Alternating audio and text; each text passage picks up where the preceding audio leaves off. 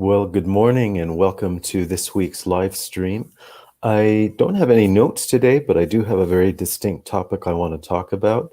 And that is the topic which is very specific to Heilkunst medicine, but I want to bring it out to much more general applicability, something that really applies to everyone's life, everyone's day-to-day life.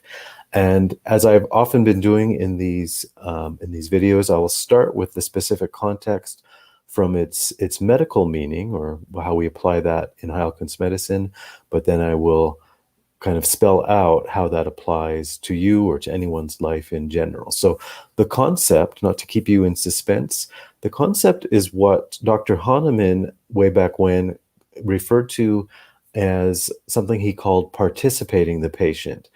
And what does that phrase mean? Well, I mean, those are all plain English words. We know what patient means. We know what participate means in a general sense. But let's bring it down into the more specific, the medical context and even the philosophical groundwork underneath that.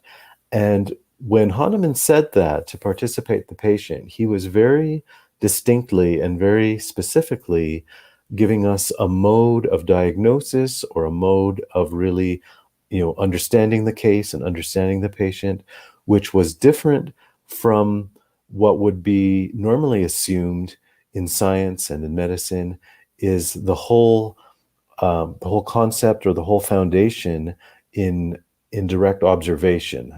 Obviously science is based on making observations, and then from the observations we connect concepts and different observations together, and we make inferences and so on. And that's all well and good. I understand all of that. That's a fair part of how we go about science and medicine. But especially in the context of Heilkunst and how we observe and diagnose the patient, Hahnemann wanted to make a very distinct, basically a difference, or a big point of differentiation, in that other world, that assumed world of observation. It has a presumption built in, which is that the physician and the patient are completely separate. One looks out at the other, one observes the other. Or to put it another way, the patient in that model is treated as an object, and the physician is the person who does the observing, who does the objective observing. If you have objectivity, well, that implies that you must have an object at the butt end of that objectivity. So that old world view of division between subject and object, particularly as it played out in the medical context, of this physician-patient division of subject and object, Hahnemann wanted to break that old model, and he needed to, for Heilkunst to work and to be fully expressive and fully successful in its way of treating patients in a whole different way. And so, as I said a moment ago, so rather than Hahnemann saying to observe the patient, which would be what we would expect, as far as a scientific statement, he said to participate the patient. So what does that mean? Well, in contrast to this old worldview, or this old presumption of that subject-object split, by Hahnemann saying to participate the patient, he was saying that we have to get past this original presumption of divisiveness, patient and physician, kind of two completely separate things, and start with a more fundamental presumption of that, that they come from a place of unity together. All life really belongs to this same world process, the same process of evolution and life unfolding and consciousness. All these things kind of take part in this primal world reality, this primal world being. We just kind of have this appearance of separateness, but in fact, when we come into the clinic and we come to diagnose our patients with this completely different perception, or completely different worldview, we start with kind of being able to access points of information and points of diagnosis that are not available to the other worldview. That subject-object worldview is not able to get inside of the patient's experience the way that it happens in Heilkunst. Now, anyways, of course, Hahnemann didn't explicitly spell out a whole philosophy like this, but the more you really study him and study his whole medical system, you can't avoid that this whole deeper presumptive worldview has to have been part of his mindset or his consciousness. Now, as I say, he didn't spend time to write down the philosophy in such an explicit form like this. But anyways, the point being, as I said, I wanted to start in the medical context, but now bring this out to the broader point of view. So where that physician is participating their patient and really doing something that no MRI machine can do, no diagnostic equipment can do, which is really see inside of the patient in a way that only one human being can see into another. And that's, his phrase, participating the patient. The other way we can look at that word, participate, is directly related to the word or the phrase to take part. You take part in something. To the other word, to observe, has that implication that you are standing outside and you and the object of your observation will never really meet. Yes, you can gather information, as it were, but you cannot really get into the deeper knowing of that, what's going on inside of that patient. As I said a moment ago, the way only one human can know another is the way an MRI or an X-ray can never know a human being. Yes, we can see information, we can see shapes and medical details that come out in those machines, but it's not really giving you that deepest information of what really makes up that other person as a human being, and not as an object, but a human being as someone that evolves and changes and grows and has an inner experience. So our inner experience as a physician can tap into that inner experience of the patient. So anyways, I wanted to lay this part out, as I said, in the medical context. But what does that have to do with anything else? Well, it has a lot to do with medicine, of course, and it's very powerful. But as I said at the beginning, the main point in all these video series that I'm doing here is I want to take these very particular philosophical orientations of Heilkunst and what we do in Heilkunst medicine, what we do with the patients, what we do with treatment, and all these things. Those are very, very specific. And of course, there's a whole range of therapeutics and all the different applications we use, and we can talk about all those different things, and I'm sure we will in different contexts. But the point today is how do we bring that idea of participating the patient or participating life or anyone in general out to our lives in general? Because it's not just part of the training of the Heilkünstler to develop this higher form of knowledge and of what's going on in the patient, but it's something you can be living in your day-to-day life. And again, there'll be partially medical examples, but now I'm shifting a little bit more to the patient themselves, you yourself, and how you are living your life, how you are finding these forms of knowledge in your day-to-day life. So where would be a good first example? Well, let's just take a very basic example. Of course, one of the really important things in healthcare and treating the patient, or being healthy and kind of having a healthy life, one of the things we always start with is diet and lifestyle. So even to take some basics of diet, some of the principles of diet, we look at blood type diet, glandular type diet, all these principles of diet, and those are all excellent. They give you a really good framework. But to bring up this idea of participation, into the realm of diet, just to use this as our example, of course, we start with all those good dietary rules of thumb and principles, the ones I just mentioned. But at a deeper level, you don't want to be following those principles, or really any principle, in a rigid or a mechanical way, right? So back to this idea of participating your life, participating the patient, as Hahnemann said, participating your own experience and the things going on around you. Even when you have those solid dietary principles in place, your participation of your life and the food around you, the environment around you, your inner feeling, your inner perceptions, the way that you're feeling kind of called or moved. That was what we talked about in our last video, finding your calling in life. Of course, that's a great big topic. We just started to touch on that last time. But even at the smaller level, you can be called, so to speak, to eat a certain food at a given time on a given day. It may not be in your blood type, but that maybe there's a deeper emotional meaning or a relationship meaning of something going on in your life, or just some of the qualitative aspects of food that go beyond the biochemistry and the mechanics of how we digest things and everything. There's also kind of a deeper emotional or archetypal meaning to specific food. So again, just using this as an example to say that you can be participating your life on a day-to-day, moment-by-moment basis, that yes, you normally follow the rules of your diet, you try to be healthy and do all these things, but in that particular moment, by participating in the food, something can be speaking to you, which normally we would say, oh, that's unhealthy, don't eat that food, or don't eat too much of this, or all these rules. But in that moment, it has a deeper participative moment in life. So anyways, I'll just leave that example as that, the main point there being, to get away from that so-called, objectivity or rigid objectivity of, diet has to have this and it can't have that.